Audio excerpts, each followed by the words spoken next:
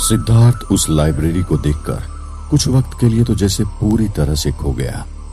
बस अगले ही पल जब उसे ख्याल आया कि उसे कैसी किताबों की तलाश करनी चाहिए तो वो अपने काम पर जुट गया।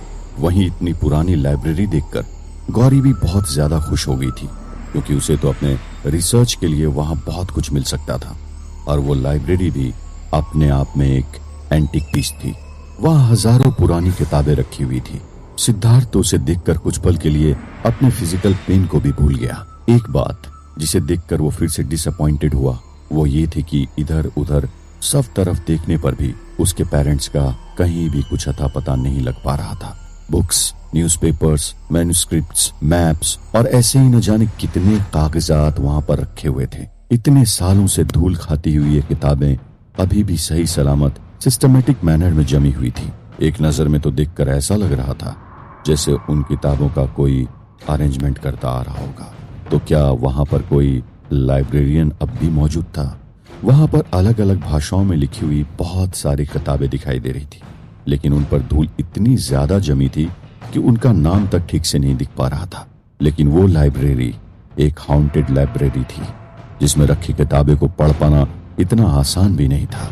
ऐसा लग रहा था जैसे एक एक टॉपिक से रिलेटेड बुक्स एक एक स्पेसिफाइड शेल्फ में अरेंज की गई थी। इससे पहले कि सिद्धार्थ किसी किताब को हाथ लगाता, अचानक उस लाइब्रेरी का पूरा फर्नीचर थर्राने लगा। सिद्धार्थ आगे बढ़कर किसी किताब को हाथ लगा पाता उससे पहले ही कुछ ही पलों में धड़ाधड़ करके वे किताबें एक एक करके नीचे गिरने लगी। उन किताबों के जमीन पर नीचे गिरने से इतनी धूल उड़ने लगी जैसे किसी धूल वाली जमीन पर हेलीकॉप्टर उतर रहा। आसपास सब कुछ दिखाई देना एक पल के लिए बंद हो गया और सांस लेने में भी दिक्कत होने लगी। पीछे रहो, किताबों को छूने की कोशिश मत करो। मैंने तुम्हें पहले भी बताया था कि यहाँ वीरानगढ़ में किसी भी चीज को यूं ही मुझसे पूछे बिना मत छूना, बूढ़े बाबा ने सिद्धार्थ से कहा। सिद्धार्थ ने तुरंत अपने हाथ पीछे खींचे और गौरी भी एक कोने में खड़ी हो गई। कुछ देर के लिए तो ये हलचल रही, लेकिन थोड़ी ही देर बाद वहां हद से ज्यादा सन्नाटा छा गया। फिर उस सन्नाटे में किसी के कदमों की आहट सुनाई दी। ऐसा लगा जैसे कोई टफ सोल शूज पहनकर वहां पर चल रहा हो। अचानक वहां के सभी बल्ब बंद चालू होने लगे और थोड़ी ही देर बाद पूरी लाइब्रेरी जगमगाने लगी। अचानक जो किताबें नीचे गिरी हुई थी वो एक एक करके अपनी जगह पर वापस अरेंज होने लगी। सिद्धार्थ, गौरी और बूढ़े बाबा वो तीनों ही उस बुधा हवेली से अच्छी तरह वाकिफ थे। वहां कुछ भी इंसानी काबू में नहीं था। हो न हो उन किताबों को गिराने और जमाने दोनों का काम वहां मौजूद आत्माएं कर रही थी।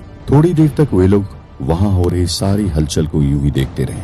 अब तक वहां ना तो उन पर कोई हमला हुआ था और ना ही कोई अनहोनी, लेकिन अचानक कुछ बच्चों की मस्ती करते हुए, हंसते हुए, चीखते चिल्लाते हुए वहां इधर उधर भागने की आवाज आई और फिर अचानक से बहुत जोर से किसी की गुस्सैल आवाज सुनाई दी।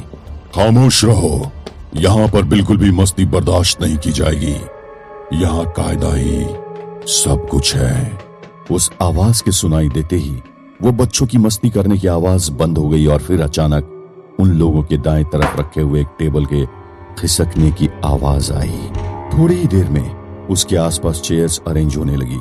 धुंधला धुंधला दिखाई दिया कि काले कपड़े पहने हुए कोई आदमी उनमें से एक सेंटर चेयर पर बैठ गया।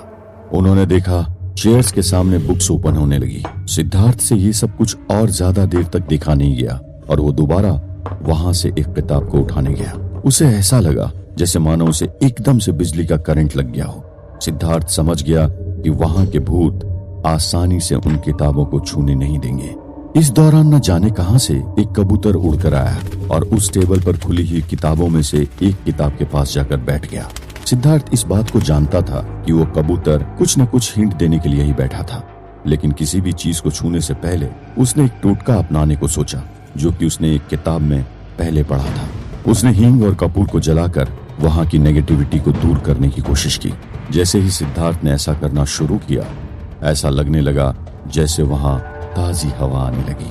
वहां की घुटन कम होने लगी। इसका मतलब साफ था कि सिद्धार्थ का टोटका काम कर रहा था। थोड़ी ही देर में वहां का माहौल बदल गया। इससे सिद्धार्थ, गौरी और बूढ़े बाबा का भी कॉन्फिडेंस थोड़ा बढ़ गया। सिद्धार्थ आगे बढ़ा और उसकी नजर उस किताब पर पड़ी जिस पर काला कवर था और गोल्डन इंक से उसका नाम लिखा हुआ था, सच या सपना। सिद्धार्थ ने उस किताब का नाम पढ़ा तो उसे ऐसा कुछ भी नहीं लगा कि वो किताब उसके लिए बहुत जरूरी हो सकती है। अजीब बात तो ये थी कि उस किताब के अंदर एक बड़ा सा सफेद कागज रखा हुआ था। इससे पहले कि सिद्धार्थ उस किताब को हाथ लगाकर उसे ओपन करता, उसने पहले उस कागज को खींचकर बाहर निकाला। देखा कि उस पर खून से लिखा हुआ था, मौत के मुंह में फंसे हो तुम्हें है अपनों को भी बचाना, गांव के लोगों की ले लो मदद, देखो अगर मिल जाए कोई हमदर्द। जैसा कि उस कागज में लिखा हुआ था उस हिसाब से उनका वहां ठहरना खतरे से खाली नहीं था। इतनी सारी किताबों को पढ़ने में तो सालों बीत जाते। इसका मतलब यही था कि अगर सिद्धार्थ वहां रखी एक एक किताब को पलट कर देखता तो उसे उसके पेरेंट्स का पता लगाने में सालों बीत जाते। ऐसा सिद्धार्थ के साथ पहले कभी नहीं हुआ था कि वो उस हवेली के दरवाजे को खोलने के लिए आगे बढ़ना चाहा और कोई ऐसी परेशानी आ जाए जिसे हल करने में बहुत ज्यादा वक्त लगने वाला हो। आगे क्या किया जाए, इससे पहले कि वो इस बात को सोच पाता, अचानक से लाइब्रेरी में रखी सारी किताबें हवा में उड़ने लगी और ऐसा लगने लगा जैसे वे उन लोगों पर हमला करने के लिए तैयार हो रही थी। उन्हें संभलने का मौका भी नहीं मिला और जोर जोर से वे किताबें आकर उन लोगों से टकराने लगी। सिद्धार्थ, मुझे लगता है हमें यहाँ से निकल जाना चाहिए, शायद हमें यहाँ पर दोबारा आने की जरूरत पड़ेगी। हाँ गौरी, तुम ठीक कह रही हो, इससे पहले कि हालात और भी बिगड़ जाए हमें वापस यहाँ से लौट जाना होगा। रही बात गांव की हिस्ट्री का पता लगाने की, तो गांव के मुखिया ने मुझे कहा था कि वो लोग मेरी मदद करने के लिए तैयार हैं। सिद्धार्थ ने गौरी से कहा। वे लोग कुछ ही देर में हवेली के बाहर निकले और गांव के मुखिया के घर चले गए। मुखिया उस वक्त घर पर मौजूद नहीं था, इसलिए उन लोगों को कुछ वक्त इंतजार करना पड़ा।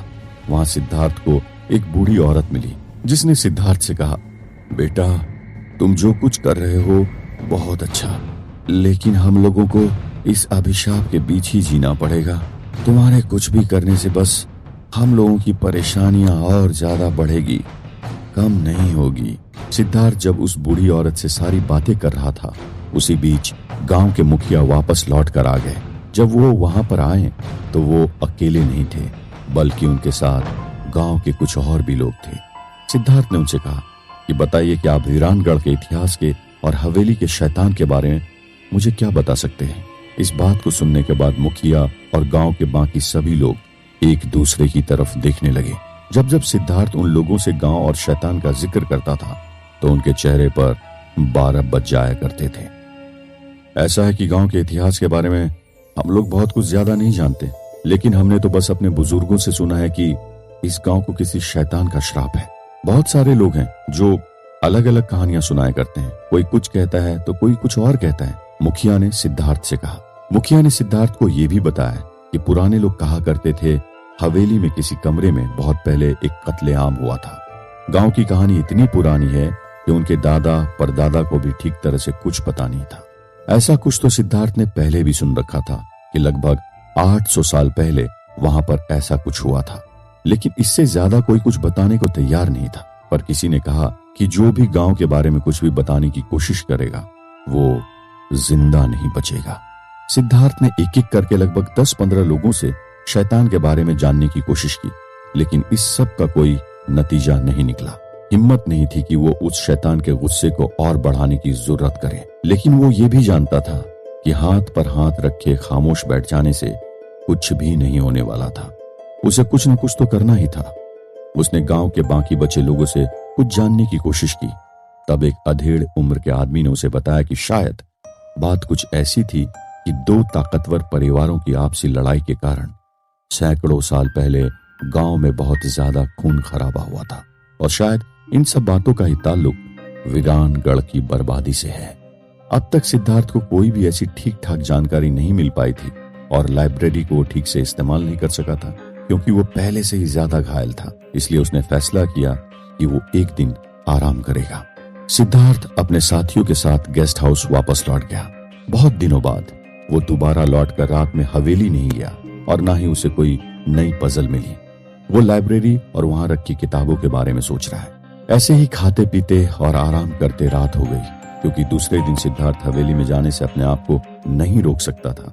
इसीलिए वो और बाकी सब लोग भी सो गए। गेस्ट हाउस में आज की रात ऐसा कुछ खास हुआ नहीं जिसका जिक्र किया जाए। रात काफी हो चुकी थी। तभी अचानक गौरी के कमरे में से कुछ खटपट की आवाज आई। गौरी को लेकर सबसे ज्यादा मिस्टर बजाज परेशान थे और आवाज सुनते ही वो चुपके से गौरी के कमरे की तरफ बढ़े। गौरी बाहर बरामदे में निकली, लेकिन बस यूं ही थोड़ी सी ताजी हवा लेने के बाद वो अपने कमरे में वापस लौट गई। रात भर तो सब कुछ ठीक ठाक था, लेकिन सुबह जो हुआ उसके बारे में किसी ने कुछ भी नहीं सोचा था, क्योंकि बीते दिन हवेली में कुछ भी ऐसा खतरनाक नहीं हुआ था, तो किसी भी होने वाली बुरी घटना के बारे में सोचा भी कैसे जा सकता था। लेकिन एक बार फिर सुबह होते ही गांव वालों के साथ मुखिया खुद गेस्ट हाउस के सामने आकर सिद्धार्थ को पुकारने लगा। देखने में वे लोग सिद्धार्थ से काफी नाराज लग रहे थे। इससे पहले कि सिद्धार्थ उनके वहां आने और नाराजगी का कारण जान पाता, अंदर से घबराते हुए मिस्टर बजाज दौड़ कर आए। क्या हुआ था? गांव वाले इतने गुस्से में क्यों नजर आ रहे थे? सिद्धार्थ आगे क्या करने वाला था? मिस्टर बजाज के ऐसे घबराकर भाग कर आने के पीछे का कारण क्या हो सकता था? जानने के लिए सुनते रहिए।